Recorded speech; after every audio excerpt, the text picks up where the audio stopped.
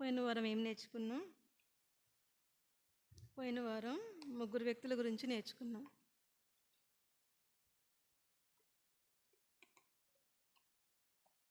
అంశం ఏంటి? పోయిన వారం అంశము కళ్యాణి, నువ్వు ఒక్కదానే ఉన్నావు పోయిన వారం వచ్చిన వాళ్ళల్లో. అంశం ఏంటి? పోయిన గురువారం యొక్క అంశం ఎవరి గురించి నేర్చుకున్నాం? దేని గురించి నేర్చుకున్నాం? 1 సమూయేలు 2వ అధ్యాయం 12వ వచనం. అది ఆధారంగా చేసుకొని ముగ్గురు వ్యక్తుల గురించి పోయిన వారం నేర్చుకున్నాం. మళ్ళొకసారి వాటిని జ్ఞాపకం చేసుకొని మళ్ళీ ముందుకెళ్దాం. పోయిన వారం నేర్చుకున్న భాగంలో సమూయేలు రాసినటువంటి మొదటి గ్రంథం 2వ అధ్యాయం 12వ వచనంలో ఏలి కుమారులు యెహోవాను ఎరుగని వారై మిక్కిలి దుర్మార్గులై ఉండేది. ఏలి యాజకుడు, ఏలి కుమారులు యాజకులు. అదేంటి, దేవుని ఎరగకుండానే యాజకత్వం జరిగించవచ్చా అంటే జరిగించవచ్చు. దేవుని ఎరగకుండానే పాటలు పాడవచ్చు, దేవుని ఎరగకుండానే బాప్తిజం తీసుకోవచ్చు, దేవుని ఎరగకుండానే ఏం చేయొచ్చు, వాక్యం చదవచ్చు, అన్నీ చేయొచ్చు. కానీ ఎరగడం అనేది చాలా ముఖ్యం. ఇక్కడ ఏలి యాజకుడే, ఏలి యొక్క కుమారులు యాజకులే, దేవుని యొక్క మందిరంలో యాజకత్వం జరిగిస్తున్న వారే. కానీ వాళ్ళు ఎవరిని ఎరగలేదంట? దేవుని ఎరగని వారు. దేవుని ఇంట్లోనే ఉంటూ దేవుని ఎరగని స్థితి, దేవుని యొక్క గొప్పతనాన్ని గుర్తించలేనటువంటి స్థితి, దేవునికి విధేయత చూపించని స్థితి. ఇది మనం నేర్చుకున్నాం. అయితే ఏలి కుమారులు ఎట్లా ఉన్నారంట? వాళ్ళు మిక్కిలి దుర్మార్గులు. దుర్మార్గతలో ఇక మిక్కిలి అనమాట, ఇక ఎక్కువ. అసలే దుర్మార్గులు అంటేనే చాలా కష్టం. యాజకులైన వాళ్ళు, బలిపీఠం మీద బలు అర్పిస్తున్న వాళ్ళు దుర్మార్గులై ఉండడం అంటే అది చాలా కష్టం, అది చాలా నష్టం కూడా, ఎంతో బాధ. అట్లాంటిది ఈ దుర్మార్గతలో కూడా వాళ్ళు ఎట్లున్నారంట? మిక్కిలి అంటే అధికమైన దుర్మార్గులుగా వాళ్ళు వచ్చారు. సాక్షాత్ దేవుడే వాళ్ళ గురించి సాక్ష్యం ఇస్తూ ఉన్నాడు.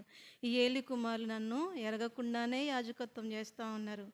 ఏం చేస్తూ ఉన్నారు వాళ్ళు? దేవుని సన్నిధికి వచ్చినటువంటి అర్పణలు ఏం చేస్తూ ఉన్నారు? వాళ్ళు తీసుకుంటా ఉన్నారు. ఎట్లా చెప్పాము ఆ మాట? 1 సమూయేలు 2వ అధ్యాయంలో 29వ వచనం. నా నివాస స్థలమునకు నేను నిర్ణయించిన బలి నైవేద్యములను మీరేలా తృణీకరించుచున్నారు? మిమ్మల్ని క్రొవ్వబెట్టుకొనుటకై నా జనులకు ఇశ్రాయేలు చేయు నైవేద్యములలో శ్రేష్ఠ భాగములు ఎవరు పట్టుకోవాలా? శ్రేష్ఠ భాగములు ఎవరికి ఇవ్వాలా? దేవునికి ఇవ్వాలా. అయితే ఏలి కుమారులు ఎట్లా ఉన్నారంటే శ్రేష్ఠ భాగములు వీళ్ళే పట్టుకుంటే దేవునికి రావాల్సిన మహిమను వీళ్ళు ఏం చేస్తూ ఉన్నారు? దొంగిలిస్తూ ఉన్నారు. దేవునికి రావాల్సిన మహిమను దొంగిలించే వారంగా ఉంటామని దేవుని ఎరిగినట్లు కాదు. ఎంత పాటలు పాడచ్చు, ఎంత పని చేయొచ్చు, ఎంత పరిచర్య చేయొచ్చు, ఏమైనా చేయొచ్చు. కాకపోతే ఎరగకపోతే ఎట్లా ఉంటామంటే మనం కూడా దేవుని యొక్క మహిమను దొంగిలించే వారంగా ఉంటాం. ఇది ఒకటి చూసుకున్నాం. ఇంకొకరి గురించి కూడా చూసుకున్నాం. ఎవరు ఆ వ్యక్తి? లూకా సువార్త 15వ అధ్యాయంలో పెద్ద కుమారు గురించి నేర్చుకున్నాం. మన అంశం ఏంటంటే దేవుని ఇంట్లోనే ఉంటూ దేవుని యొక్క ఎరగని వారు ఎట్లా ఉన్నారనేది పోయిన వారం 3 అంశాలు చూసుకున్నాం. మొదటి అంశం ఏంటంటే ఏలి కుమారులు దేవుని ఎరుగకనే యాజకత్వం చేస్తూ ఉన్నారు. దేవునికి రావాల్సినటువంటి మహిమ, దేవునికి చెందవలసినటువంటి శ్రేష్ఠ భాగంలో వీళ్ళు ఏం చేస్తున్నారు? పట్టుకుంటా ఉన్నారు. దేవునికి అవిధేయత చూపిస్తూ ఉన్నారు. అందుకే ఎఫెసీ పత్రికలో ఉంటుంది, అవధేయులైన వారి మీదకి ఏమొస్తుందంట? ఎఫెసీ పత్రిక 5వ అధ్యాయము 6-7 వచనాలు కలిసి ఉంటాయి చూడండి. ఎఫెసీ పత్రిక 5వ అధ్యాయము 6-7 వచనాలు కలిసి ఉంటాయి. వ్యర్థమైన మాటల వలన ఎవడును మిమ్మను మోసపరచనీయకుడి. ఇట్టి క్రియల వలన దేవుని ఉగ్రత అవిధేయులైన వారి మీదకి వచ్చును గనుక మీరు అట్టి వారితో పాలువారై. అవిధేయత చూపించారు ఏలి కుమారులు.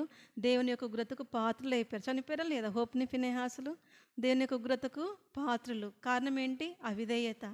దేవునికి విధేయత చూపించలేదు. దేవుడు చెప్పిన క్రమాన్ని వాళ్ళు పాటించలేదు. ఇంకో వ్యక్తి గురించి చూసుకున్నాం. లూకా సువార్త 15వ అధ్యాయము. తప్పిపోయిన కుమారుడని మనం చాలాసార్లు చెప్పుకుంటూ ఉంటాం, కానీ అక్కడ తప్పిపోయిన కుమారుడు గురించి మనం పోయిన వారం నేర్చుకోలేదు, కానీ పెద్ద కుమారుడు గురించి మాత్రమే నేర్చుకున్నాం. చిన్న కుమారుడు ఏం చేశాడంట? ఆశని పంచిపెట్టమని తండ్రిని కోరుతాడు. తర్వాత ఏం చేస్తాడు? దూరదేశానికి ప్రయాణం వెళ్ళిపోతాడు. తనకున్నటువంటి ఆశని అంతా కూడా దుర్వ్యాపారం వలన పాడు చేస్తూ ఉంటాడు. తర్వాత ఒక పరిస్థితి వస్తుంది, కరువు వస్తుంది. అప్పుడు ఒకరి దగ్గర చేరుతాడు, ఒకరి చెంత చేరుతాడు. కనీసం పందులు తినే పొట్టైనా తిని కడుపు నింపుకొని ఆశపడతాడు, కానీ వాడికి అది కూడా దొరకలేదు. ఎంతో కరువు స్థితిలో, లేమి స్థితిలో ఉన్నప్పుడు వాడికి బుద్ధి కలిగింది. అరే, నా తండ్రి ఇంట కూలివాండ్రకే ఇంత భోజనం సమృద్ధిగా ఉంటే, ఒక తండ్రికి కుమారుడైన నేను, ఒక వారసుడిగా ఉండవలసిన నేను, ఈ బ్రతుకేంటి, నా స్థితి ఏంటి? నేను ఇక్కడ కూటికి తిండికి చచ్చిపోతా ఉన్నా, ఆకలికి చచ్చిపోతా ఉన్నా, కాబట్టి నా తండ్రి దగ్గరికి పోతా, ఏమైనా సరే నా తండ్రి కొట్టని తిట్టని ఏదైనా చేయని మనసులో అనుకుంటా ఉన్నా, నా తండ్రి దగ్గరికి నేను వెళ్ళిపోతా. వెళ్ళిపోయి తండ్రి నీకును పరలోకమున్న తండ్రికి నీకు విరోధంగా నేను పాపం చేశాను ఒప్పుకుంటాను బయలుదేరుతాడు. కానీ చిన్న కుమారుడు ఊహించిన దానికంటే వ్యతిరేకంగా అక్కడ జరుగుతుంది. తండ్రిని పరిగెత్తుకొని వచ్చి కుమారుని మెడపైన ముద్దు పెట్టి కుమారుని స్వీకరించడం మనం చూస్తాం, ఎప్పుడు నేర్చుకున్న స్టోరీ. కానీ పెద్ద కుమారుని విషయానికి వచ్చేసరికల్లే లూకా సువార్త 15వ అధ్యాయము, లూకా సువార్త 15వ అధ్యాయము 26, 27, 28, 29 వచనాలు. దాసులలో ఒకని పిలిచి ఇవి ఏమిటి అని అడుగగా, ఆ దాసుడు అతనితో, నీ తమ్ముడు వచ్చి ఉన్నాడు, అతడు తన యొద్దకు సురక్షితముగా వచ్చినందున నీ తండ్రి క్రొవ్విన దూడను వధించిననెను. అయితే అతడు కోపపడి లోపలికి వెళ్ళనొల్లకపోయాను గనుక అతని తండ్రి వెలుపలికి వచ్చి లోపలికి రమ్మని బతిమాలుకొనెను. అందుకు అతడు తన తండ్రితో, ఇదిగో ఇన్ని ఏండ్ల నుండి నిన్ను సేవించుచున్నానే, నీ ఆజ్ఞను నేనెన్నడూ మీరలేదే, అయినను నా స్నేహితులతో సంతోషపడినట్లు నీవు నాకెన్నడూ ఒక మేక పిల్లనైనా ఇయ్యలేదు. అయితే ఈ నీ ఆస్తిని వేషలతో తినివేసిన నీ కుమారుడు రాగానే వీని కొరకు క్రొవ్వైన దూడను వధించుతావని చెప్పాను. ఇది పెద్ద కుమారుడు. సరే, చిన్న కుమారుడు ఆస్తిని తీసుకుని వెళ్ళిపోయినాడు. పక్కకు పెడితే పెద్ద కుమారుడు ఎవరి దగ్గర ఉంటున్నాడు? తండ్రి దగ్గరే ఉంటున్నాడు. ఏమని చెప్తున్నా అతని గురించి? అతను ఇస్తున్న సాక్ష్యం ఏంటి? 29వ వచనంలో, అందుకు అతడు తన తండ్రితో, ఇదిగో ఇన్నేళ్ల నుండి నిన్ను సేవిస్తా ఉన్నా, ఇన్నేళ్ల నుండి నిన్ను సేవిస్తూనే ఉన్నానే, నువ్వు చెప్పిన ఆజ్ఞ నేను ఎన్నడూ మీరలేదే, అయినా నువ్వు ఒక్కరోజైనా సరే నా స్నేహితులు సంతోషపడినట్లు నాకు ఒక మేక పిల్లని ఇచ్చినవా? అయితే ఈ నీ కుమారుడు, నా తమ్ముడు అనట్లేదు కానీ, ఈ నీ కుమారుడు రాగానే విందు చేస్తావా అంటే ఉద్దేశం ఏంటంటే, ఈ పెద్ద కుమారుడు తండ్రితోనే ఉన్నాడు కానీ తండ్రి యొక్క మనసు నెరగలేకపోయాడు. నిజంగా తండ్రి యొక్క మనసు నెరిగితే ఆ తప్పిపోయిన కుమారుడు తప్పిపోయినప్పుడు తండ్రి ఎంత దుఃఖించుంటాడో కదా. ఆ దుఃఖాన్ని అర్థం చేసుకుంటే తండ్రి సంతోషాన్ని అర్థం చేసుకునేవాడు. తండ్రితోనే ఉంటున్నాడు, నేను బాగానే ఉంటున్నాను, తండ్రిని సేవిస్తున్నాను అనుకుంటున్నాడు, ఆజ్ఞలు గైకుంటున్నాను అనుకుంటున్నాడే కానీ తండ్రి మనసును గుర్తించలేదు. కాబట్టి వ్యసనం వచ్చింది, కోపం వచ్చింది. ఈ నీ కుమారుడు రాగానే ఏం చేస్తావు? అన్నావు క్రొవ్వినుడును వధిస్తావా? అందరిని పిలిచి విందు చేపిస్తావా? ఇన్నేళ్ల నుండి నిన్ను సేవించుచున్నానే, ఇన్నేళ్ల నుండి, ఇన్ని సంవత్సరాల నుంచి నిన్ను సేవిస్తూ ఉంటే ప్రభువా, నిన్నగాక మొన్న వచ్చిన వాళ్ళు ఎట్లా పడితే అట్లా జీవించి వచ్చిన వాళ్ళకి మేలు చేస్తూ ఉన్నావు. ఇన్నేళ్ల నుండి నేను కొలువు చేస్తూ ఉన్నా, నేను ఇంట్లో పని చేస్తూ ఉన్నా, వాక్యం చెప్తా ఉన్నా, సువార్తలు తిరుగుతూ ఉన్నా, అయినా నాకేమి ఇవ్వట్లేదంటే ప్రభువా నువ్వు. ఇది మన పరిస్థితి. తండ్రి ఇంటిలోనే ఉంటున్నాం మనమంతా కూడా. తండ్రి ఇంట్లోనే ఉంటూ యాజకత్వం చేస్తున్నాం కానీ ఏం చేస్తూ ఉన్నాం? మహిమని ఇవ్వట్లేదు దేవునికి. తండ్రి దగ్గరే ఉంటున్నామన్న భ్రమలో ఉంటున్నాం, సేవిస్తున్నామన్న భ్రమలో ఉంటున్నాం, ఆజ్ఞను గైకుంటున్నామన్న స్థితిలోనే ఉంటున్నాం. కానీ తండ్రి మనసును ఎరగట్లేదు కాబట్టి తండ్రిపై కోపం లోపల పోవట్లేదు. ఎంతమంది దినాన దేవుని పైన కోపం పెట్టుకుని మందిరాలకు రాకుండా ఎంతమంది లేరు ఈ దినాల్లో? అవునా కదా?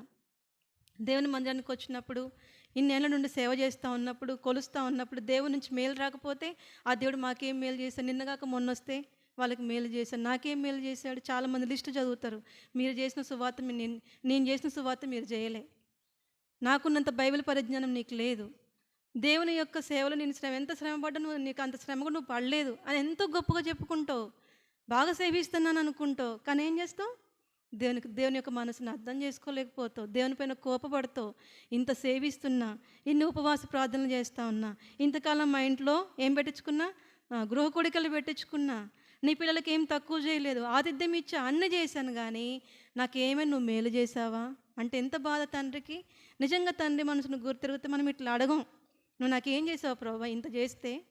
అసలు మన ప్రభుని అడిగే అంత తెగింపు గల వారమా? అసలు ప్రభుత్వం మనం వ్యాజ్యం ఆడదగునా?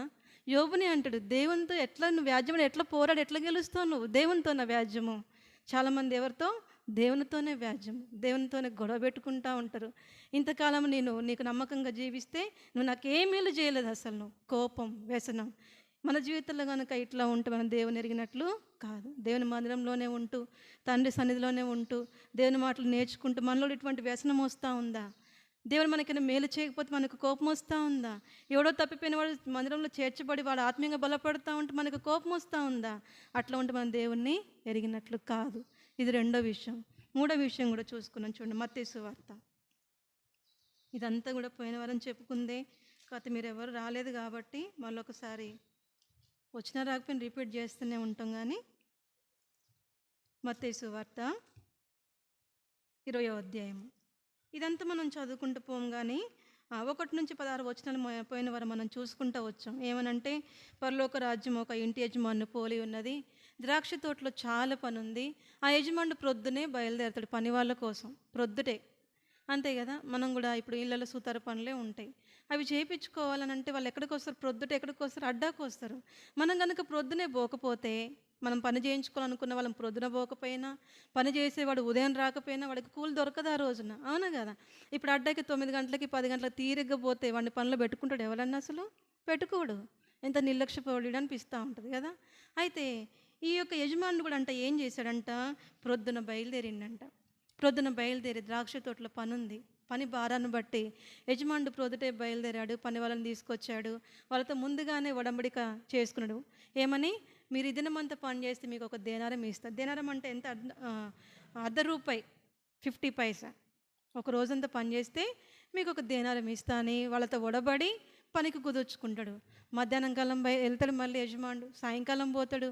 పని వాళ్ళు ఇంకా ఆ రోడ్ల మీద ఉంటే, మీరు ఊరికి ఎందుకు నిల్చున్నారు, రండి, నా ద్రాక్ష తోటలో చాలా పని ఉంది, మీకు ఏది న్యాయం అది ఇస్తా. ఫస్ట్ వచ్చిన వాడితోనైతే ఒడబడి చేసుకున్నా, నీకు ఒక దేనారం ఇస్తానని. కానీ తర్వాత వచ్చిన కూలి వాళ్ళతో యజమానుడు ఒడబడిక చేసుకోలే. మీకు ఏది న్యాయమో అది ఇస్తాను, కానీ మీరు వచ్చి పనికి రండి, మీకు ఎంతో కొంత ఇస్తా, వచ్చి పని చేయండి అంటే ఎవరైనా చేస్తారా? అసలు చేస్తారా?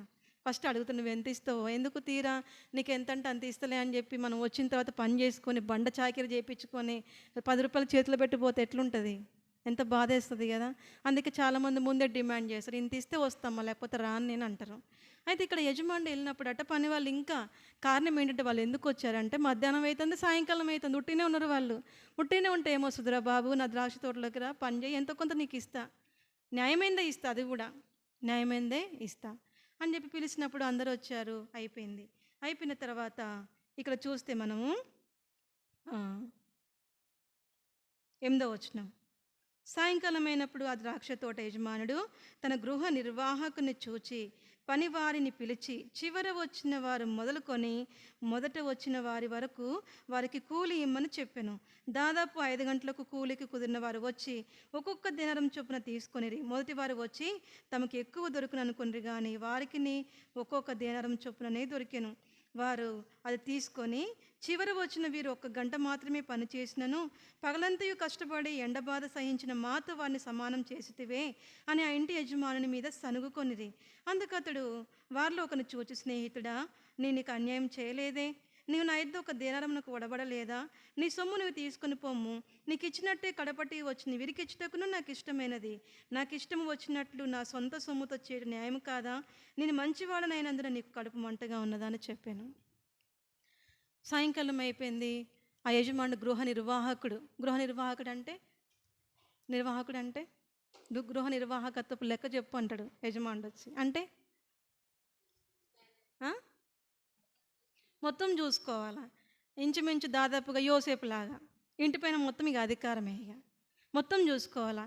అయితే ఈ గృహ నిర్వాహకుడు కూడా పిలిచి చెప్పాడు యజమానుడు, అయ్యా, సాయంకాలం 5 గంటలకు కూలి, సాయంకాలం మొదలుకొని, ఉదయం అని చెప్పలేదు ఇక్కడ, సాయంకాలం మొదలుకొని ఎవరైతే కూలికి కుదిరారో వాళ్ళందరినీ పిలిచి వాళ్ళకి జీతం ఇచ్చేయన్నప్పుడు ఇంచుమించు 5 గంటలకు వచ్చిన వాడికి 1 దినారం చొప్పున ఇస్తూ ఉంటే, మొదట వచ్చిన వాడికి కోపం వచ్చింది. ఎందుకు కోపం వచ్చింది? నేను ఇంత పగలంతా కష్టపడ్డా, ఇంత ఎండబాధ సహిస్తే 5 గంటలకు వచ్చినోడితో నన్ను సమానంగా చేస్తావా నువ్వు? ఇది నీకు న్యాయమా అని చెప్పి యజమాని మీద కోపపడితే, యజమాని నిజంగా ఎంత మంచివాడంటే, స్నేహితుడా, మనమైతే ఏం చేస్తాం, మనతో గొడవ వేసుకుంటే స్నేహితుడు అని పిలుస్తామా అసలు? చెప్పండి. ఫర్ ఎగ్జాంపుల్, మనమే యజమానులు, మనం పని చేయించుకున్నాం, సాయంత్రం వచ్చినోడికి ఎక్కువ ఇచ్చినాం, మొదట వచ్చిన వాడికి అదే ఇచ్చినాం, మొదటోడు వచ్చి గొడవ పెడతాడు, నువ్వెందుకు ఇట్లా ఇచ్చినావు అన్నప్పుడు మనం ఏం చేస్తాం? నా ఇష్టం రా, నీకేంట్రా అని అంటాం. నా ఇష్టం అమ్మా, నాకు ఇవ్వాలనిపించింది ఇచ్చిన, అంతే, నీకెందుకు అని అంటాం. కానీ ఇక్కడ ఈ యజమాని చూస్తే ఏమని పిలుస్తా అన్నాడు? స్నేహితుడా. అట్లా అన్నప్పుడు నువ్వు కూలైపోవాలి. ఆ వ్యక్తి స్నేహితుడు అనగానే ఏమైపోవాలా? దెబ్బ కూలైపోవాలి. స్నేహితుడా, నేను నీకు అన్యాయం చేయలేదే, నేను నీతో ముందే ఒడబడిక చేసుకున్నా, ఏమని, ఈ రోజంతా పని చేస్తే 1 దినారం ఇస్తా అన్నా, నేనేం మాట తప్పలేదే, ఇశ్రాయేలు దేవుడైన యెహోవా మాట తప్పని వాడైన, రద్దుపరచని వాడు, నా నిబంధనను రద్దుపరచును. ఆయన మాట తప్పని వాడు. యెహోవా మాట ఇచ్చి స్థాపింపకుండునా. మనుషులంగా మన మీద మాట తప్పుతాం అని కూడా నేను అనలేదంటావు నువ్వు. మళ్ళీ దబాయిస్తాం, మళ్ళీ పైగా అనలేదని చెప్పకపోగా దబాయిస్తూ ఉంటాం, ఎదుటోడిని దోషులాగా చేసేస్తూ ఉంటాం మన జీవితాలలో. కానీ దేవుడైతే ఎట్లాంటి వాడు? మన దేవుడైన యెహోవా మాట తప్పని వాడు. అయితే యజమానుడు ఏం చేశాడంటే, స్నేహితుడని నీకు అన్యాయం చేయలేదే, నీకు ఏదైతే చెప్పాను నీకు అదే ఇచ్చా నేను, చివరి వచ్చినవానికి ఇవ్వడం నాకు ఇష్టమైందయ్యా, అది నా సొమ్ము కాబట్టి నా ఇష్టం, వాడికి ఇస్తున్నందుకు నీ కడుపులో మంటగా ఉన్నదా అని ఇక్కడ యజమానుడు మిగతా వాళ్ళతో, ఆ మొదట వచ్చిన వాళ్ళతో ప్రశ్న. ఇదంతా కూడా ఏంటంటే పరలోక రాజ్యంతో పోలి ఉన్నది. ద్రాక్ష తోట అనగా సంఘము. సంఘంలో పనిచేయడానికి పనివాళ్ళు చాలామంది అవసరం. కోత విస్తారమే కానీ పనిచేయవారు కొందరే. కోత కోయేవారి కొరకు యజమాని వేడుకోండి, పనివారి కొరకు యజమాని వేడుకుంటున్నాం, బాగానే ఉంది. దేవుడు కనికరం చూపించి పని వాళ్ళను పంపిస్తూ ఉంటే మనం ఎట్లా ఉంది, మన యొక్క వైఖరి ఎట్లా ఉంది? నేను మొదటి నుంచి ఈ సంఘంలో ఉండి ఇంత పని చేస్తూ ఉంటే నాకు ఇదే ప్రియారిటీ ఇస్తున్నారు, నిన్నగాక మొన్న వచ్చినోడికి కూడా అదే ప్రియారిటీ ఇస్తూ ఉన్నారా? ఏమొస్తున్నాయి అక్కడ? గొడవలు. నువ్వు ఏది చేస్తే ఏంది? మన పని కాదుగా. ఎవరి పని అది? దేవుని పని, అవును కదా. ఇక్కడ చేసిన వాళ్ళు యజమానుడికి చేశాడు ఏమన్నా? ద్రాక్ష తోటల పని ఉంది, పని చేశాడు అంతే. అయితే ఇక్కడ యజమానుడు ఏమంటా ఉండంటే, నాకు ఇష్టమైందయ్యా, నేను ఇష్టం, నీకెందుకు అంత బాధ? నువ్వు పని చేసావు, నీకు కూడా ఇచ్చేసాను నేను. అంటే చెప్పేది ఏంటంటే, దేవుని ఇంట్లోనే ఉంటున్నాం మనము, దేవుని సన్నిధిలో ప్రార్థన చేస్తున్నాం. మనం ఎంత ప్రార్థన చేస్తామో మళ్ళీ ప్రభువా మోకరిస్తే ఎక్కలేని ఏడుపు వచ్చేస్తుంది, ఎక్కలేని భారం వచ్చేస్తూ ఉంటుంది. ప్రభువా మందిరం అంతా ఖాళీగా ఉంది, ప్రభువా నీ బిడ్డలను వాడిని లేవనెత్తు, ప్రభువా ప్రార్థన చేయవని మాకు దయచేయి, ప్రభువా సువాతికులు లేవు ప్రభు. బాగానే చేస్తావు, దేవుడు కనికరం చూపించి ఇస్తాడే అనుకోండి. వెనక వచ్చిన వాడు బాగా వాడబడతా ఉంటే, మొదట వచ్చిన వాడికి ఏమొస్తూ ఉంది? దినాన కడుపులో మంట కలుగుతూ ఉందా? నిన్నగాక మొన్న వచ్చి వీడు బాగా వాడబడతా ఉండి, లేకపోతే ఈ సహోదరుడు బాగా వాడబడతా ఉన్నాడు, సహోదరుని ఎవరు అనరు నాకు తెలిసైతే, అంత ప్రేమేమి ఉండదు. సహోదరుడు అని చెప్పైతే అసలు అన్నీ అంటూ పెడితే పేరన్న పెడతారు, లేకపోతే వీడు, లేకపోతే వాడు, లేకపోతే ఆమె, లేకపోతే అది, పేర్లు పెట్టి గౌరవించేంత స్థాయి లేదు, నిజంగా చెప్తున్నా. అయితే ఇక్కడ అది మనకు అట్లా కడుపులో మంటగా వస్తా. నువ్వు ప్రార్థన చేస్తేనే కదా దేవుడిచ్చింది, మళ్ళీ ఎందుకు దేనిపైన సనుగు నీకు? లేకపోతే ఆ గృహ నిర్వాహకత్వం జరిగించి వాళ్ళపై నీకెందుకు అంత సనుగు? ఎప్పుడైనా రాని, జరిగేది ఎవరి పని? దేవుని పని. దేవుని ఇంట్లో ఊడుస్తూ ఉన్నారు, చేపలు వేస్తూ ఉన్నారు, మీకు రావాల్సినటువంటి ప్రతిఫలం మీకు ఇస్తాడు ఒక దినాన, అంతే కదా. ఏమంటాడు? ఇదిగో నేను త్వరగా వచ్చుచున్నాను, వాని క్రియల చొప్పున సిద్ధపరిచిన జీతం నా దగ్గర ఉంది, నువ్వు జీతం కొరకు ప్రయాసపడితే చెయ్యి, అంతేగాని నేను ఎప్పటి నుంచో ఉన్నా, ఈ మందిరానికి పిల్లలు చేసినప్పుడే నేను ఉన్నా, ఈ మందిరం కట్టబడిందంటే నా చేయి పడింది, అందులో నా చేయలేని మందిరం లేదు, నేను ఏమంది ఫ్యాన్లు లేవు చర్చిలలో, నేను డబ్బు లేకపోతే గోడలు కట్టుకోలేదు, నేను డబ్బులు ఏంది ఇన్స్ట్రుమెంట్స్ రాలేదు. అట్లాంటిది నాకు ప్రియారిటీ ఇవ్వకుండా వేరే వాడికి ఇస్తాడా? నిన్నగాక మొన్న వస్తే బల్ల దగ్గరికి పిలుస్తాడా బల్ల అందించమని? ఇక నేను లేన పెద్దవాడిని. ఈ దినాల చర్చలు ఎక్కువ గొడవలు వీటి మీదే జరిగేది. సంఘ పెద్దలు గొడవలు, పోరాటాలు, కొట్లాటలు, మేమంటే గొప్ప, మేము ఎప్పుడు వచ్చినాం కాబట్టి మీరు పక్క తప్పుకోండి, మేమే ఇక్కడ ఉంటాం. ఏంటిది? అధికారం. ఇది దేవుడు మనకి జ్ఞాపకం చేస్తూ ఉన్నాడు. ఒకవేళ మన జీవితాల్లో కూడా ప్రార్థన చేస్తూనే ఉన్నాం, బాగానే ఉంది, మన ప్రార్థన దేవుడు విని పని వాళ్ళని అనుగ్రహిస్తూ ఉన్నప్పుడు మనం ఎట్లా అనుకుంటా ఉన్నాం? మన వైఖరి ఎట్లా ఉంది? నిన్నగాక మొన్న వచ్చిన వ్యక్తి బాగా వాడబడుతూ ఉంటే, సేవకులు బాగా వాడుకుంటూ ఉంటే నీకు ఎట్లా ఉంది? కడుపులో మంటగా ఉందా? లేకపోతే ఫీల్ అవుతున్నావా? నన్ను పిలవకుండా ఈయన్నే పిలుస్తూ ఉండు పాటలు పాడడానికి, నన్ను పిలవకుండా సువార్తకి ఈయన తీసుకుపోతూ ఉన్నాడు, ఈయనకంటే నేను మంచిగా లేనా? ఈయనకంటే నేను బాగా పాటలు పాడనా? ఏంటి ఎన్నంటే ఇవన్నీ ఏంటి? దేవుని ఎరగని వారు. ఎరిగితే ఇది రాదు. ఎరిగినటువంటి అనుభవం ఉంటే పోతే పోని, పాటలు పాడితే పాని, సాపలేస్తే దేవుని పనేగా జరిగేది, సంతోషపడతాడు. ఇది ఎరగనితనం. దేవుని మందిరంలోనే ఉంటూ యాజకులు ఎట్లా ఉన్నారు? ఎరగని స్థితిలో ఉన్నారు. దేవుని మందిరంలోనే ఉంటూ తండ్రిని సేవిస్తూనే తండ్రి మనసు ఎరగని వాళ్ళు సంఘంలో ఉన్నారు. సంఘంలో ఉంటూ దేవుని పని చేస్తూ పరిచర్య జరిగిస్తూ ఇతరులు వచ్చినప్పుడు వాళ్ళు అభివృద్ధి చెందుతూ ఉన్నప్పుడు ఓచుకోలేకపోతే ఏంటిది? దేవుని ఎరగనన్నట్లు. అందుకే మన క్రియలు ఎట్లా ఉన్నాయి? తీతుకు రాసిన పత్రిక 1వ అధ్యాయం 16వ వచనం పోయిన వారం చదువుకున్నాం. దేవుని ఎరుగుదామని వారు చెప్పుకుంటారే కానీ వాళ్ళ క్రియలు ఎట్లా ఉన్నాయంట?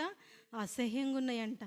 చూడండి, తీతుకు రాసిన పత్రిక 1వ అధ్యాయం 16వ వచనం. తీతుకు రాసిన పత్రిక 1వ అధ్యాయము 16వ వచనం. దేవుని ఎరుగుదుమని వారు చెప్పుకొందురు గాని అసహ్యులను అవిధేయులను ప్రతి సత్కార్యము విషయము భ్రష్టులునై ఉండి తమ క్రియల వలన ఆయనను ఎరగమన్నట్టుగా ఉన్నారు. మనం అనుకుంటున్నాం ఎరుగుతున్నాం అని, బాగానే ఉంది. మరి మన క్రియలు చూసే వాళ్ళు ఏమనుకుంటా ఉన్నారు? మనం ఈ దేవుని ఎరిగిన స్థితిలో ఉన్నామా, లేకపోతే ఎరగమన్నట్టుగానే జీవిస్తూ ఉన్నామా? అది మనం జ్ఞాపకం చేసుకోవాలి. దేవుడు మనకి హెచ్చరిక చేస్తూ ఉన్నాడు ఈ దినాన. అంత్య దినాలలో అపాయకరమైనటువంటి కాలంలో ఉంటున్నాం. సంఘాలకు క్షేమాభివృద్ధి లేదు ఈ దినాలలో. ఒకనాటి సంఘాలకి ఈనాటి సంఘాలకి చాలా వ్యత్యాసం ఉంది. ఒకనాడు ఉన్న ప్రేమ ఈనాడు లేదు. ఒకరి యందు ఒకరికున్న అనురాగం ఈ దినాల్లో లేదు. ఎవరికి వారికి స్వార్థం పెరిగిపోయింది. ఎవరికి వాళ్ళని బాగుంటజాలనుకుంటున్నారు, కానీ ఇతరులను పట్టించుకునే స్థితిలో అయితే లేరు. అయితే ఈ దినాల్లో ప్రభు మనకి జ్ఞాపకం, ఎందుకు ప్రభు మనకి ఇవన్నీ రాసి పెట్టాడు? రాయకపోతే ఏమైంది? ఎందుకు రాసి పెట్టాడంటే మనకి యుగాంతం అందున్న మనకి బుద్ధి చెప్పడానికే, మన కళ్ళు వెలిగించడానికి. ఇగో చూసావా నాయన, దేవుని ఇంట్లోనే ఉంటూ ఇట్లనే అయిపోతావు, నువ్వు అట్లా ఉన్నవా లేదు, నువ్వు పరీక్షించుకో. ఎట్లా ఉంది మన జీవితాల్లో? దేవుని ఎరుగుతున్నామా, మన భ్రమలో ఉంటున్నామా? నేను రక్షింపబడ్డా, నాకు పరలోకం గ్యారంటీ అని అనుకుంటున్నావేమో. మరి క్రియలు ఎట్లా ఉన్నాయి? నిజంగా నువ్వు దేవుని మనసుని ఎరుగుతున్నావా? దేవుని మనసుని ఎరిగితే నువ్వు దేవుని ఎప్పటికీ నువ్వు విడిచిపెట్టవు. దేవుని మనసుని ఎరిగితే దేవుని పైన అలగవు. ఏం చేయవు? అలగవు. దేవుని మనసుని ఎరిగితే దేవునితో గొడవ పెట్టుకో. ఏమని గొడవ పెడతా ఉంటాడు? నాకు అది ఇయ్యలే, నాకు ఇది ఇయ్యలేదు. ఒకటే గొడవ, మనుషులతో గొడవ పెట్టాడు, దేవునితో గొడవ పెడతా ఉంటాడు. అందుకే యోబు గ్రంథంలో 33వ అధ్యాయంలో ఆయన ఇష్టం, ఆయనకి ఇష్టం వచ్చినట్లు ఏదైనా చేసుకుంటాడు. మన పైన సర్వ అధికారం ఆయనకు ఉంది. అంతే కదా, మన సృష్టికర్త ఆయన, మనల్ని ఏమైనా చేయొచ్చు ఆయన. చూడండి, యోబు గ్రంథము 33వ అధ్యాయము. యోబు గ్రంథం 33వ అధ్యాయము 13వ వచనం. తన క్రియలలో దేని గూర్చియు ఆయన ప్రత్యుత్తరమియ్యడు. దేవుడు నరుల శక్తికి మించినవాడు. నీవేళ ఆయనతో పోరాడదు. నీకు ప్రత్యుత్తరం ఇవ్వవలసిన అవసరం ఆయనకి లేదు. అంత అవసరం లేదు ఆయనకి. ఆయన ఇష్టం ఏదైనా చేస్తాడు. ఎందుకు? కీర్తనలు 115వ అధ్యాయము 1వ వచనం. కీర్తనలు 115:1, 1-2 వచనాలు. మాకు కాదు యెహోవా, మాకు కాదు, నీ కృపా సత్యములను బట్టి నీ నామమునికే మహిమ కలుగును గాక. వారు దేవుడేడి అని అన్ని జనులు ఎందుకు చెప్పుకొందురు? మా దేవుడు ఆకాశమందున్నాడు, తనకిచ్చ వచ్చినట్లుగా సమస్తం. తనకిచ్చ అంటే తన ఇష్టం, ఇక అంతే. ఆయన మన సృష్టికర్త. మన సృష్టికర్త అయిన దేవుడు ఆకాశమందున్నాడు. ఆకాశమందుండి నరులను పరిశీలన చేస్తూ ఉన్నాడు. నరులకి ఏది చేయాలో తెలుసు, అంతే. ఆయనకి ఇష్టం, ఇక అంతే. నువ్వెట్లా ఆయనతో పోరాడుతూ ఉంటావు. అందుకే యెషయా గ్రంథంలో ఒక మాట ఉంటుంది, ఏమని? నువ్వు ఒక మంటి పెంకై ఉండి నువ్వు కుమ్మరి వంత ఎట్లా వాదిస్తావు? ఇప్పుడు కుమ్మరి ఆ చేత్తో మట్టి తీసుకొని చేస్తేనే నువ్వు కుండ అవుతావు. అంతే తప్పితే ఆ కుండ పెంకులలో ఒక పెంకు వచ్చి నువ్వు నన్ను ఎందుకు ఇట్లా చేసావు, పొట్టిగా చేసావు, పొడవుగా చేసావు అనే అధికారం దానికి లేదు. మంటి దానికి కుమ్మరిపోయిన అధికారం లేదు. అట్లే మనం కూడా దేవునితో వ్యాజ్యమాడ తగదు. ఎందుకంటే మనం మంటి వారము. ఆయన మన పరలోకపు తండ్రి, మన సృష్టికర్త, మన కుమ్మరి ఆయన. అంతేగాని నన్ను ఎందుకు ఇట్లా చేసావు, నన్ను ఎందుకు ఈ స్థితిలో ఉంచావు అని చెప్పి దేవుని పైన అలుగుతే మనమే నష్టపోతాం. కాబట్టి జాగ్రత్త పడాలి. దేవుని ఇంట్లో ఉంటూ యాజకత్వం జరిగిస్తూ దేవుని యొక్క సేవ చేస్తూ దేవుని యొక్క ఆజ్ఞలు పాటిస్తూ దేవుని యొక్క ద్రాక్ష తోటని సంఘంలో పని చేస్తూ ఉన్న నువ్వు నేను దేవుని యొక్క మనసును ఎరుగుతున్నామో లేదో పరీక్షించుకొని దేవుని యొక్క మనసుని ఎరిగి దేవుని సంతోషపెట్టే వారంగా మనం ఉండాలని దేవుని యొక్క కోరిక. సరే, ఇది నన్నుకు వచ్చేసరికి మన వాక్య భావం చూసుకుందాం. ఎఫెసీ పత్రిక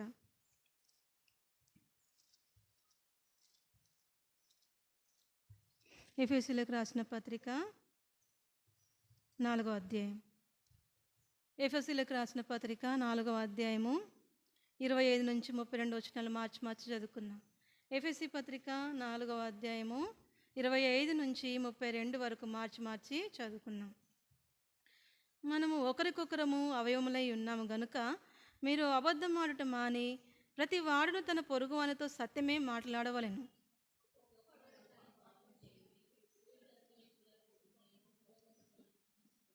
అపవాదికి చోటియకుడి, దొంగిలవాడికి మీరు దొంగిలక అక్కరగల వానికి పంచిపెట్టకు వీలు కలుగు నిమిత్తము తన చేతులతో మంచి పని చేయొచ్చు కష్టపడవలెను.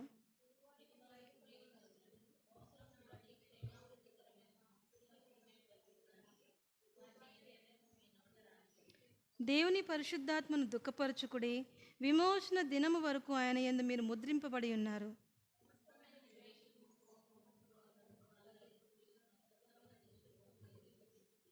ఒకని ఎడల ఒకరు దయగలిగి కరుణా హృదయులై క్రీస్తునందు దేవుడు మిమ్మును క్షమించిన ప్రకారము మీరును ఒకరినొకరు క్షమించుడి. ఇక్కడ విషయం ఏంటంటే, సంఘంలో మనమంతా ఒకరికొకరం ఎట్లా ఉన్నాం? అవయవాలుగా ఉన్నాం. శరీరంలో ఒక అవయవానికి ఇంకొక అవయవం సహకరిస్తేనే శరీరం పనిచేస్తుంది, అంతే కదా. ఇప్పుడు చేయి నొప్పి ఉంది, చేయి నొప్పి ఉంటే నేను చెయ్యను పో అని చెప్పి కాలు నడవకుండా కూర్చుంటే మనం లేస్తామా? మన పనులు జరుగుతాయా? లేకపోతే కాలు నొప్పే ఉంది, ఇప్పుడు చెయ్యి అంటది, నీకు నొప్పి ఉంది కాబట్టి నేను చెయ్యను అని చెప్పి చెయ్యి పని చేయకుండా కూర్చుంటే పని జరుగుతుందా? అట్లనే మనం కూడా దేవుని యొక్క సంఘంలో అవయవములుగా ఉన్నాం. ఒకరికొకరం ఎట్లా అవయవాలుగా ఉన్నాం అంటే ఒకరికొకరం సహకరించుకోవాలి. ఒకరి పని కొరకు ఒకరు మనం ఏం చేసుకోవాలా? సహకరించి, ఇది నీ పని, ఇది నా పని కాదు కాబట్టి నీ పని నేను చేయను అనడానికి లేదు. అది దేవుడు ఒక్కొక్క అవయవానికి ఏ పని అయితే నిర్ణయించాడో ఆ పని చేయాల్సిందే, తప్పదు.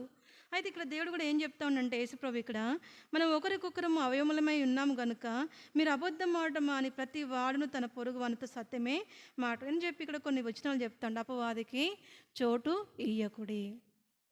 అపవాదికి చోటు ఇస్తే ఏమవుతుంది? ఇచ్చి చూస్తే ఏమైద్ది? ఒకసారి అపవాదికి చోటు ఇస్తే ఏం జరుగుతుంది చెప్పండి జనరల్గా? అపవాదికి చోటు ఇస్తే ఏం జరుగుతుంది? ఇక్కడే ఉన్నాయి, కిందనే ఉన్నాయి. అపవాదికి చోటు ఇస్తే మన పరిస్థితి ఎట్లుంటుందంటే, సమస్తమైన ద్వేషము, కోపము, క్రోధము, అల్లరి, దూషణ, సకలమైన దుష్టత్వం. అందుకే దేవుడు చెప్తాను, అపవాదికి చోటు ఇద్దరు నాయన.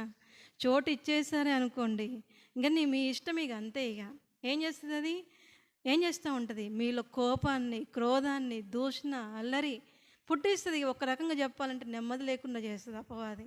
అందుకనే అపవాదికి చోటు ఇవ్వకూడదు. చోటు ఇవ్వకుండా ఏం చేయాలంటే మరి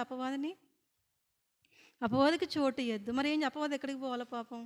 చోటు ఇవ్వకపోతే ఏం చేయాలట? అపవాదిని ఎదిరించాలా? యాకోబు పత్రికలో మాట ఉంటుంది. యాకోబు పత్రిక 4వ అధ్యాయంలో అపవాదిని ఎదిరించుడు. దేవునికి లోబడి ఉంటే అపవాదిని ఎదిరించగలుగుతాం. మనకి దేవునికి లోబడే మనసే లేకపోతే ఇంక అపవాదిని మనం ఎట్లా ఎదిరించగలుగుతాం? ఎప్పుడైతే మనం దేవునికి లోబడకపోతే అపవాదికి చోటు ఇచ్చినట్లే అవుతాం. అప్పుడు ఏం చేస్తాం? మనలో ఎక్కడలేని కోపం వస్తూ ఉంటుంది, ఎక్కడలేని అసూయ వస్తూ ఉంటుంది, ఇంకా ఏమొస్తూ ఉంటాయి? సకలమైనటువంటి దుష్టత్వము, క్రోధము, కోపము ఇవన్నీ మనలో ప్రవేశిస్తూ ఉంటాయి. అందుకని అపవాదికి చోటు ఇవ్వకుడి. అయితే ఇక్కడ మనం చూస్తే 31వ వచనంలో సమస్తమైన ద్వేషము, కోపము, క్రోధము, అల్లరి, దూషణ, సకలమైన దుష్టత్వం మీరు విసర్జించుడి అంటే అర్థం ఏంటి?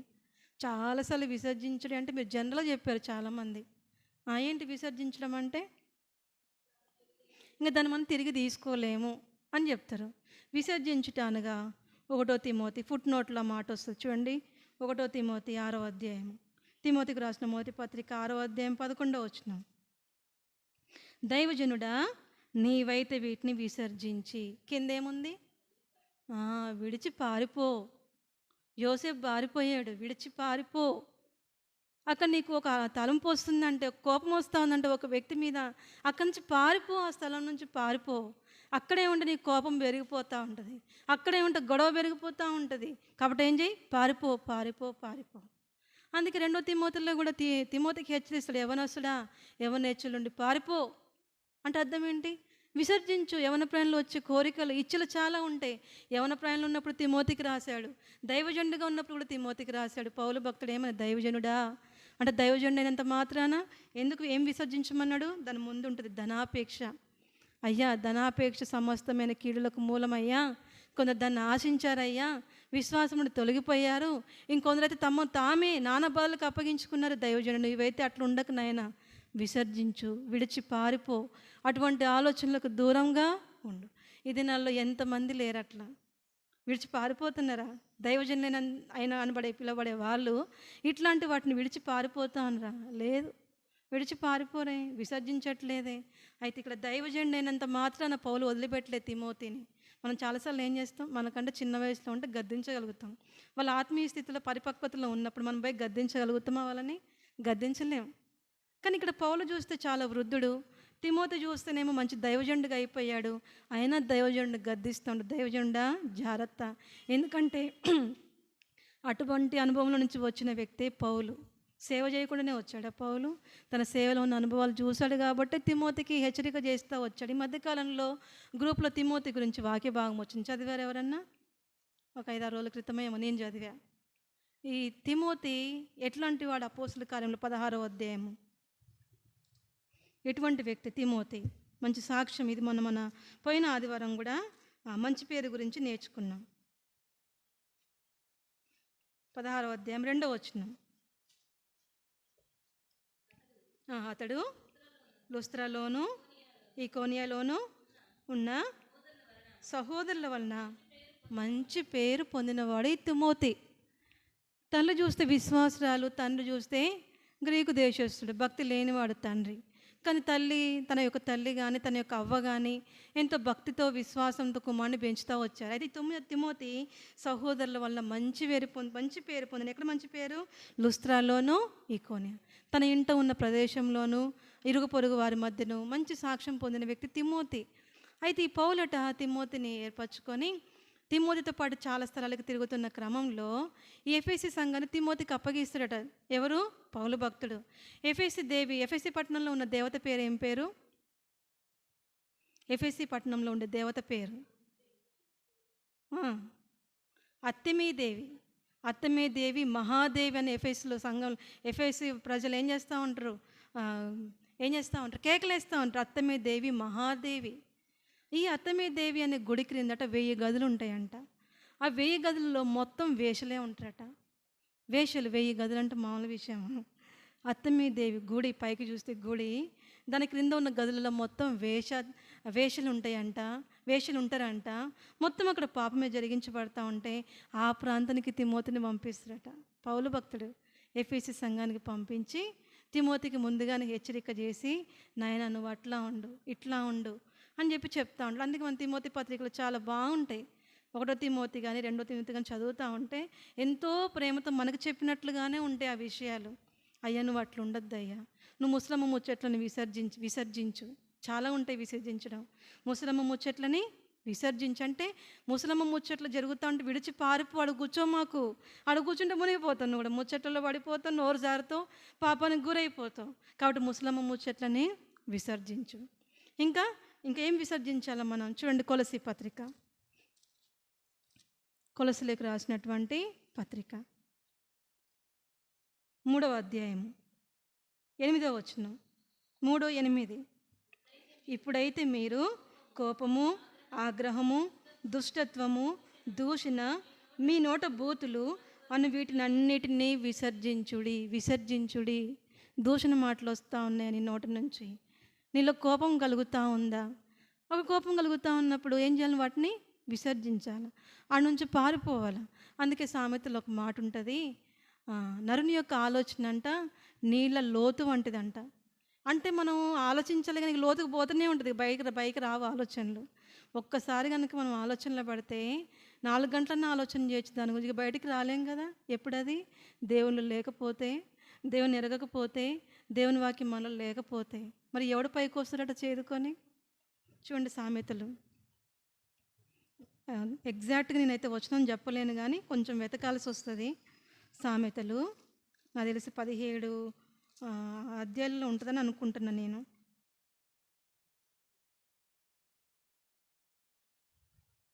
చూడండి, నరుని ఆలోచన నీళ్ళ లోతు వంటిది అనే ఒక మాట ఉంటుంది. మన లెఫ్ట్ సైడే ఉంటుంది ఆ మాట. ఒకటి చూద్దాం చూడండి. ఆ మాట కాదు, ఇంకా ఉంటుంది కానీ 21వ అధ్యాయము 21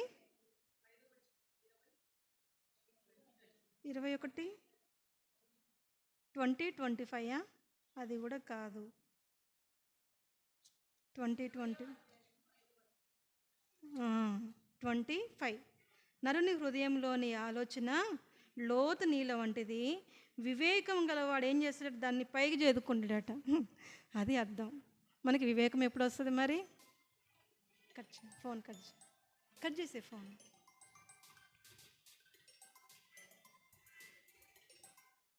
ఉమ్. మనకి వివేకం ఎప్పుడు వస్తుంది? దేవుడు మనకు అన్ని విషయాల్లో వివేకం ఇస్తాడు. ఎప్పుడు వస్తుంది వివేకం? ఎట్లా వస్తుంది? ఎట్లా వస్తుంది వివేకం? సామెతలు ఈ మాటలన్నీ ఉంటాయి మనకి. భయభక్తుల ద్వారా వివేకము, జ్ఞానము అన్నీ వస్తాయి. దేవునికి వచ్చిన జ్ఞానము తెలివికి వివేకమునకు మూలము. దేవునికి వచ్చిన జ్ఞానం ఉంటే వివేకంగా ప్రవర్తిస్తాం. ఒక 3-4 గంటలు ఆలోచించినా సరే, అమ్మో ఇది అడుకో దారి తీస్తుంది, అడుకోబోతా ఉన్నాయి ఆలోచనలు అని చెప్పి ఏం చేస్తాం? నిజంగా కొంచెం దేవుని ఎరిగితే బయటపడడానికి ప్రయత్నం చేస్తాం. అబ్బా ఇంకా దీంట్లోనే ఉంటే చాలా కష్టమైపోతుంది, ఇక దాంట్లోనే ఆలోచన చేస్తూ ఉంటే ఎక్కలేని కోపం, ఫ్రస్ట్రేషన్, ఇంకా ఏమొస్తూ ఉంటే ఎక్కలేని ఆలోచనలు వస్తూ ఉంటాయి. కాబట్టి నరుని యొక్క ఆలోచన ఎట్లాంటిది? లోతు నీళ్ళ వంటిది. వివేకైన వాడు దాన్ని చేదుకొని పైకి వస్తాడంట. కాబట్టి మనం దేవుని ఎరిగిన వాళ్ళంగా ఉండాలి. అందుకనే మనం ఏం చేయాలంటే వీటన్నిటినీ విసర్జించాలి. విసర్జించడం అంటే విడచి పారిపో. దేవుని యొక్క సంఘంగా మనం పిలువబడుతూ ఉన్నప్పుడు విర్రవీగుచున్నటువంటి మీ దుష్టత్వం, చాలా విర్రవీగిపోతూ ఉంటాం. ఎంత విర్రవీగుతాం అంటే ఒక్క రోగం మొత్తం మనం లెగలేం, మళ్ళీ మంచాన్ని పట్టుకొని. అంత బలహీనలో మంచిగా ఉంటే మనల్ని ఎవడు ఆపలేడు అసలు.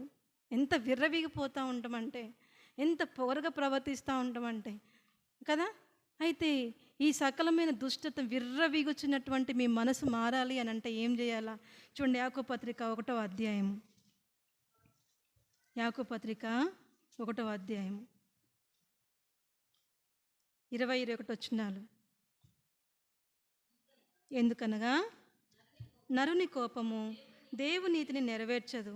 అందుచేత సమస్త కల్మషమును విర్రవీగుచున్న దుష్టత్వమును మాని లోపల నాటుబడి మీ ఆత్మను రక్షించుటకు శక్తిగల వాక్యమును సాత్వికముతో. మనలో ఇంకా విర్రవీగిపోతూ ఉన్నామా? దుష్టత్వం మనలో కనబడుతుందా అంటే మనం ఏం చేస్తున్నట్టు? వాక్యం వింటున్నాం కానీ దాన్ని అంగీకరించట్లేదు. వినడం వేరు, అంగీకరించడం వేరు. వినడం వేరు, అంగీకరించడం వేరు. దేవుని యొక్క వాక్యం నిజంగా మనం సాత్వికంతో మనం అంగీకరిస్తే విర్రవీగుచున్నటువంటి మన దుష్టత్వం ఏమైపోతుంది? మానుతాం మనం. కానీ మానకుండా విర్రవీగిపోతూ ఉన్నామా? దుష్టులుగా ఉంటున్నామా? కోపపడే వారంగా ఉంటున్నామా? నోటి నుంచి బూతులు వస్తూ ఉన్నాయా? ఎట్లా ఉంది మన జీవితం? అయితే ప్రభువు చెప్తా ఉన్నాడు, వీటన్నిటిని విసర్జించు. ఎందుకు విసర్జించాలో తెలుసా? ఎందుకంటే మీరు ఆత్మచేత ముద్రింపబడ్డారు. ఇవన్నీ చేస్తే పరిశుద్ధాత్మకి ఏమొస్తుంది తెలుసా? దుఃఖం వస్తుంది.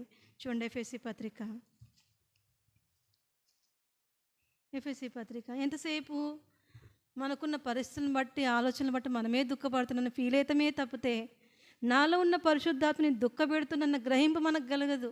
చాలాసార్లు చెప్తున్న నేనే కావచ్చు, నేను అట్లా చేస్తాను, నిజంగా చెప్పుకుంటున్నా. నేను చాలాసార్లు మనకున్నటువంటి పరిస్థితులను బట్టి, మనకు ఎదురేటువంటి స్థితిగతులను బట్టి అబ్బో నాకే ఈ బాధ ఎందుకు వచ్చిందని తెగ దుఃఖపడుతూ ఉంటాం. కానీ మనం చేసే ఆలోచన ద్వారా పరిశుద్ధాత్మకు దుఃఖం కలిగిస్తున్నాం అన్న గ్రహింపు మనలో ఉండదు. అందుకని ఇక్కడ ఎఫెసీ సంఘానికి పౌలు భక్తుడు ఏమని చెప్తా ఉన్నాడంటే చూడండి, 29-30 వచనాలు.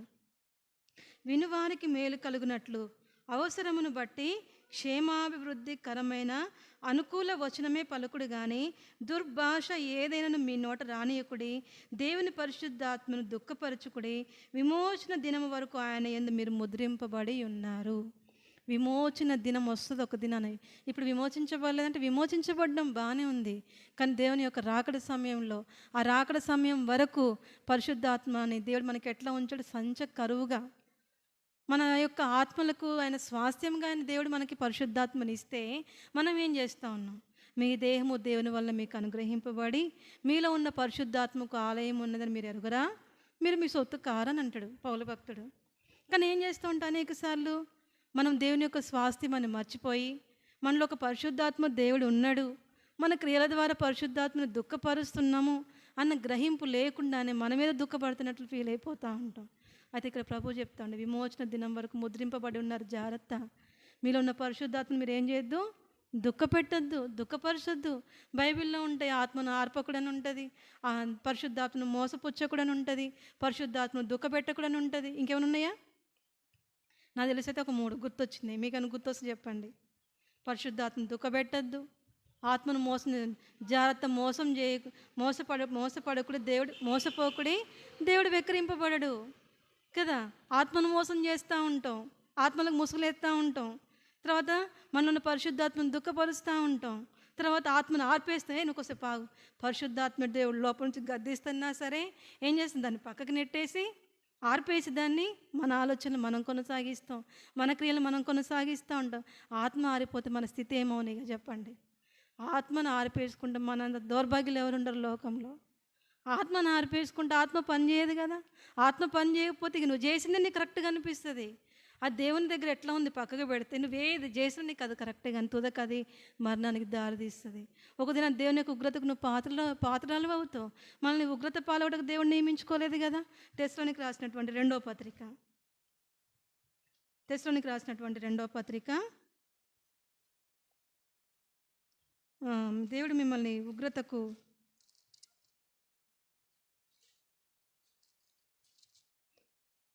రెండవ పత్రిక 3వ అధ్యాయంలోనే దేవుని యొక్క ఉగ్రత రక్షించుటకే కానీ ఉగ్రత పాలగుటకు దేవుడు మనల్ని ఏర్పరచుకోలేదని ఒక మాట ఉంటుంది. చూడండి, తెస్సలోనికి రాసిన మొదటి పత్రిక 5వ అధ్యాయము 9వ వచనం. ఎందుకనగా మన ప్రభువైన యేసు క్రీస్తు ద్వారా రక్షణ పొందుటకే దేవుడు మనల్ని నియమించను కానీ మనపైన ఉగ్రత చూపించిన దేవుడు మనల్ని నియమించుకోలేదు, మనల్ని ఏర్పరచుకోలేదు. దేవుడు మనల్ని ఏం చేశాడు, విమోచించడం మాత్రమే కాకుండా మనం సరిగా నడుచుకోవడానికి పరిశుద్ధాత్మ దేవుని మనకి ఇస్తే మనం ఏం చేస్తూ ఉన్నాం, పరిశుద్ధాత్మను ఆర్పివేసుకునే స్థితిలో ఉంటున్నామా? ఆత్మ హెచ్చరిక చేస్తూ ఉన్నప్పటికీ ఆత్మని ప్రక్కకి నెట్టేస్తూ ఉన్నామా? నువ్వు కొద్దిసేపు ఆగు, నా బాధ నాది అని చెప్పి పరిశుద్ధాత్మను పక్కకు నెట్టేస్తున్నావా? దుఃఖపరుస్తున్నావా? ఆత్మను మోసపుచ్చుతా ఉన్నామా? అప్పుడు మనం ఏమవుతామంటే దేవుని యొక్క ఉగ్రతకి పాత్రలం అయిపోతే. పరిశుద్ధాత్మ లేకపోతే మనకు నడిపింపేది, ఆత్మదేవుడే కనుక మనలో లేకపోతే మనకి నడిపింపేది. పాపను కూర్చున్న జ్ఞాపకం మనకి ఎవరు చేస్తారు కదా. యోహాను సువార్త 14-16 అధ్యాయాలు పరిశుద్ధాత్మ గురించి, పరిశుద్ధాత్మ సమస్తం మీకు జ్ఞాపకం చేస్తుంది. పాపమును గూర్చి, ఇంకా తీర్పును గూర్చి, రాబోయేటువంటి విమర్శల గురించి మీకు ఏం చేస్తూ ఉంటుంది, అది జ్ఞాపకం చేస్తూ ఉంటుంది. అట్లాంటి ఆత్మని నువ్వు పక్కకు పెడితే నీకు నాకు భయం ఎక్కడిది? ఆత్మని మనం తొలగించేసుకుంటే మన పాపాలు మనకి ఎవరు జ్ఞాపకం చేయాలా? మనల్ని ఎవరు సరిగా నడిపించాలా?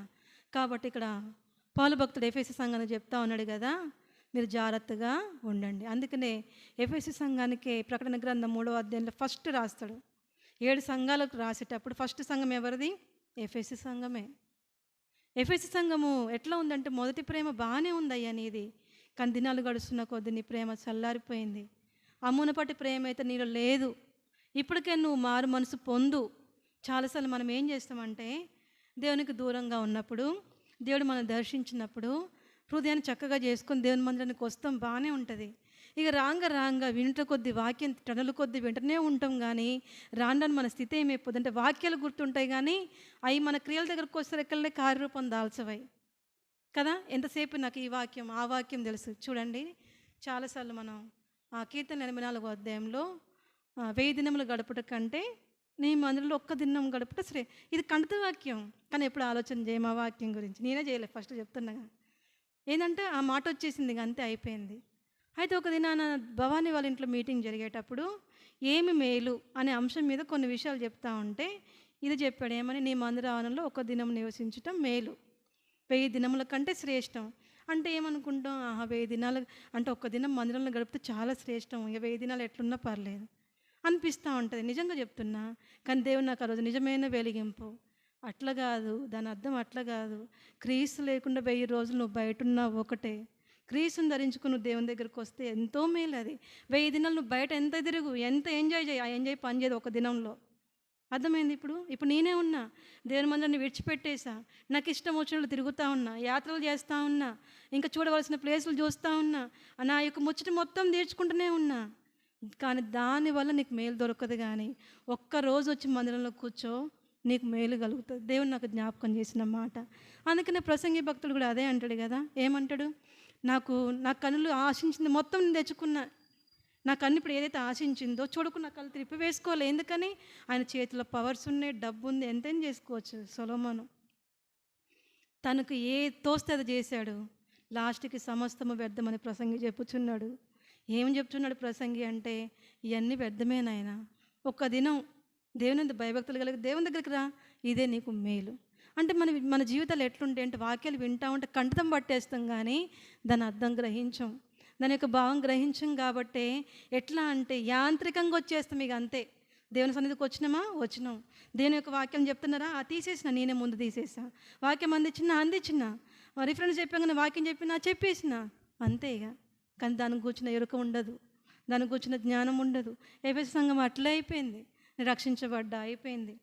ఎఫెసీ సంఘంలో అత్త మీదే ఉండే దేవుని విడిచిపెట్టేశా, దేవుని దగ్గరకు వచ్చేసా, ఇంకంతా బాగానే ఉందని చెప్పి ఎట్లా ఉన్నారంటే ఎఫెసీ సంఘస్థులు చూడండి. ఎఫెసీలకు రాసిన పత్రిక 5వ అధ్యాయము 14వ వచనం. అందుచేత నిద్రించుచున్న నీవు మేల్కొని మృతుల్లో నుండి లెమ్ము, క్రీస్తు నీ మీద ప్రకాశించునని ఆయన చెప్పుచున్నాడు. 15-16. దినములు చెడ్డవి గనుక మీరు సమయమును పోనీయక సద్వినియోగం చేసుకొనుచు అజ్ఞానుల వలె కాక జ్ఞానుల వలె నడుచుకున్నట్లు జాగ్రత్తగా చూచుకునుండి. ఇందు నిమిత్తం మీరు అవివేకులు కాక ప్రభు యొక్క చిత్తం ఏమిటో గ్రహించుకునుండి. మద్యముతో మత్తులై ఉండకూడదు, దానిలో దుర్వ్యాపారం గలదు, అయితే ఆత్మపూర్ణం. ఎవరికి చెప్పేది ఇవన్నీ? ఎవరు చెప్పేది? రక్షించబడ్డ వాళ్ళే. మేము మంచిగానే ఉన్నాం అనుకొని ఎట్లా ఉన్నారంటే వాళ్ళ ఆత్మీయ జీవితంలో నిద్రపోతూ ఉన్నారు. ఆత్మీయ జీవితంలో నిద్ర. అందుకని ఇక్కడ ఏమంటా ఉన్నాడు, నిద్రించుచున్న నీవు మేల్కొని మృతుల్లో నుండి లెమ్ము. మన జీవితాలు కూడా అట్లనే ఉన్నాయి. దేవుని సన్నిధికి వస్తున్నాం, ఎన్నో వాక్యాలు నేర్చుకుంటా ఉన్నాం. ఒక వాక్యం చెప్పిన వెంటనే రిఫరెన్స్ తీయగలుగుతూ ఉన్నాం, లేదా ఒక రిఫరెన్స్ చెప్పగానే వాక్యం చెప్పగలుగుతూ ఉన్నాం, లేదా ఒకవేళ సేవకుడు వాక్యం చెప్తా ఉంటే దానికి తగినట్లుగా అందించగలుగుతూ ఉన్నాం. బాగానే ఉంది, అవన్నీ చేస్తాం. కానీ ఆ మాటలు కూర్చున్నటువంటి ఎరుక ఉండదు. కాబట్టి పరిస్థితి వచ్చినప్పుడు ఆ వాక్యాలు మనలో పనిచేయవు కదా. కష్టం వచ్చినా, నష్టం వచ్చినా, ఏమైనా ఆలోచనలు వచ్చినా, నిజంగా మనకి వాక్యం పట్ల గ్రహింపు ఉంటే బయటకు వస్తాం. వివేకి అయిన వాడు ఆలోచన నుండి బయటపడతాడు.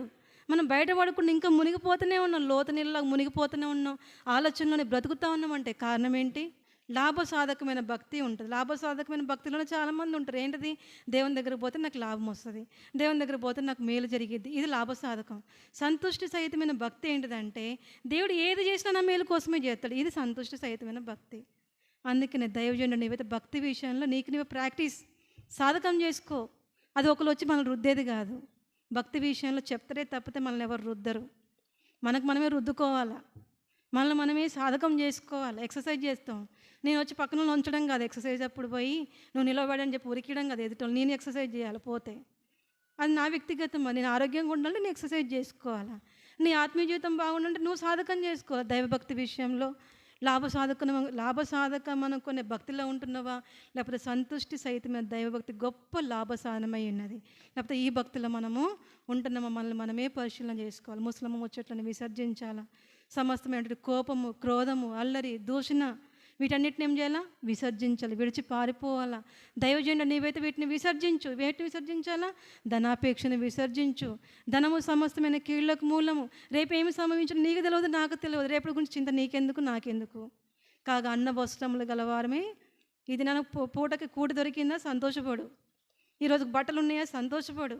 అంతకు మించి నాకు అది లేదే, నాకు ఇది లేదే అంటే అది సంతుష్టి సహితమైన భక్తి కానే కాదు. అందుకే చెప్తా ఉన్నాడు పౌలు భక్తుడు తిమోతికి, దైవజనుడు నీవైతే వీటిని విసర్జించయ్యా. మనకు అవసరం లేదయ్యా, ధనం అవసరం లేదు, ఫ్యూచర్ ప్లాన్స్ మనకు అసలే అవసరం లేదు. అన్న వస్త్రములు గల వారమే సంతోషంగా ఉంటే చాలు. మనం ఈ లోకంలోకి వచ్చినప్పుడు ఏం మూటలు వేసుకొని దిగలేదు, అట్లని పోయేటప్పుడు మూటలు వేసుకొని కూడా పోము, ఖాళీగా పంపిస్తారు మనల్ని. కనీసం అనుకున్న బంగారం కూడా మన చెవులకు ఉంచరు. అమ్ముకుంటే 10,000 వస్తాయి కదా, బంగారం కూడా ఊడదీసి పెట్లో పెడతారు. నిన్ను దిగంబరివే వస్తూ దిగంబరిగానే పోతావు. కాబట్టి హెచ్చువాటి మనసు ఉంచకు తిమోతి, నీవు వీటిని విసర్జించు. మన జీవితంలో మనం కూడా వీటిని విసర్జించాలి. విసర్జించకుండా వాటిని పెట్టుకుంటా ఉంటే పరిశుద్ధాత్మ దేవుని ఎంతో దుఃఖపెట్టే వారంగా ఉంటాం.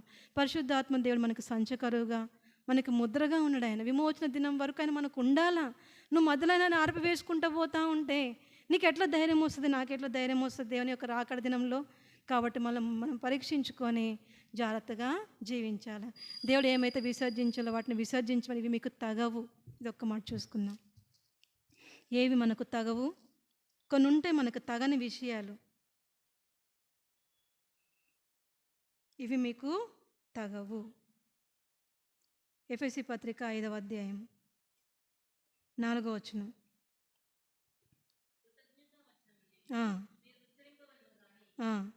బూతులైనను పోకిరి మాటలైనను సరసోక్తులైనను ఉచ్చరింపకూడదు.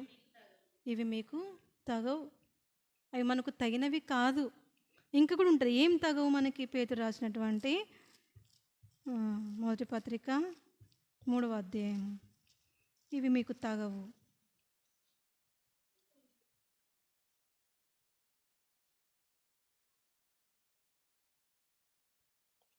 ఇంకెక్కడ ఉంటుందో చెప్పగలుగుతారా? ఇది మీకు తగదని ఉంటుంది ఒక దగ్గర. అంటే ఇక్కడ ఏముంటాయంటే విలువగల అలంకారం ఉండకూడదు మీకు. మీ అక్షయ అలంకారంగా మీ హృదయపు అంతరంగమే మీకు అలంకారంగా ఉండాలి. ఈ దేవుని దృష్టికి మిగుల విలువగలదని ఉంటుంది. కానీ ఇవి మీకు తగినవి అని ఉంటుంది.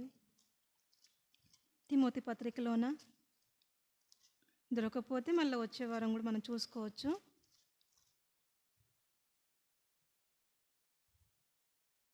సరే, తర్వాత ఎప్పుడైనా చూసుకుందాం. ఇవి మన పరిశుద్ధంగా పిలువబడుతున్నాం. మనము పరిశుద్ధంగా ఉండడానికి పిలువబడినదే సంఘం. సంఘంలో ఉంటున్నటువంటి మనకి ఇవి తగవు. సరసోక్తులు, పోకిరి మాటలు. పోకిరి మాటలు అంటే వెర్రి మాటలు. వెర్రి మాటలు అంటే ఏదొత్తది మాట్లాడేస్తారు. ఇక అంతే, వెర్రి మాటలు. పోకిరి మాటలు, సరసోక్తులు ఇవి మీకు తగవు. పరిశుద్ధులకు తగినట్లుగా మీరు నడుచుకోవాలా అని ప్రభు సెలవిస్తూ ఉండి నన్ను. కాబట్టి మన జీవితాల్లో ప్రభుకి కాని విషయాలు ఏమున్నాయో మనం వేటిని విసర్జించలేకపోతా ఉన్నామో, మనం పరిశుద్ధాత్మను ఎంత దుఃఖ పెడతా ఉన్నామో అది మన వ్యక్తిగత పరిశీలనలోనే తెలుస్తుంది. నేను మీ గురించి చెప్పజాలను, మీరు నా గురించి చెప్పజాలరు కూడా. నా హృదయం ఎటువంటిదో దేవునికి తెలుసు, నాకు తెలుసు. కాబట్టి మనమంతా కూడా హృదయంలో పరీక్షించుకొని పరిశుద్ధాత్మను దుఃఖపరిచే వారంగా ఉండక దేవునికి తగినట్లుగా ఏవి తగువో వాటిని విడిచిపెట్టి దేవునికి తగినట్లుగా మనం నడుచుకొని ఆ మొదటి క్రియలు, ఆ మొదటి ప్రేమను మనం సంపాదించుకోవడానికి ప్రయాసపడదాం. చూడండి, ఒక పాట ఉంటుంది, ఓ ప్రభువా ఉజ్జీవము నిమ్ము. దాంట్లో ఒక చరణం వాడుకుందాం. ఓ ప్రభువా ఉజ్జీవము నిమ్ము, 574. నాకు ఈ చరణం అసలు నేను ఎన్ని పాటలు అంటే దాదాపు ఒక 10 పాటలు గుర్తొస్తూ ఉన్నాయి. ఏ పాటలను పాడతాం మనం? వాక్యం ఆలోచిస్తూ ఉంటే పాటలు గుర్తొస్తూ ఉన్నాయి. 574 పాత దాంట్లో 563. ఓ ప్రభువా ఉజ్జీవం. ఓ ప్రభువా జీవము నిమ్ము, ఓ ప్రభువా జీవము నిమ్ము, విరిగిన మనసుతోనే వేడెదను, విరిగిన మనసుతో నే వేడెదను. ఓ ప్రభువా జీవము నిమ్ము, ఓ ప్రభువా జీవము నిమ్ము, కోల్పోయితిని మొదటి ప్రేమను, చల్లారిపోయే నీ ప్రేమ నాలో, కోల్పోయితిని మొదటి ప్రేమను, చల్లారిపోయే నీ ప్రేమ నాలో, నాలో నిలుపుము నీదు ప్రేమ, నాలో నిలుపుము నీదు ప్రేమ. ఓ ప్రభువా జీవము నిమ్ము, ఓ ప్రభువా జీవము నిమ్ము, పడిన సాక్ష్యము లేపెడి ప్రభువా, వడిగా నీదు జీవము నిమ్ము, పడిన సాక్ష్యము లేపెడి ప్రభువా, వడిగా నీదు జీవము నిమ్ము, బూడిద చేయుము నాలోని మస్టున్, బూడిద చేయుము నాలోని మస్టున్. ఓ ప్రభువా జీవము నిమ్ము, ఓ ప్రభువా జీవము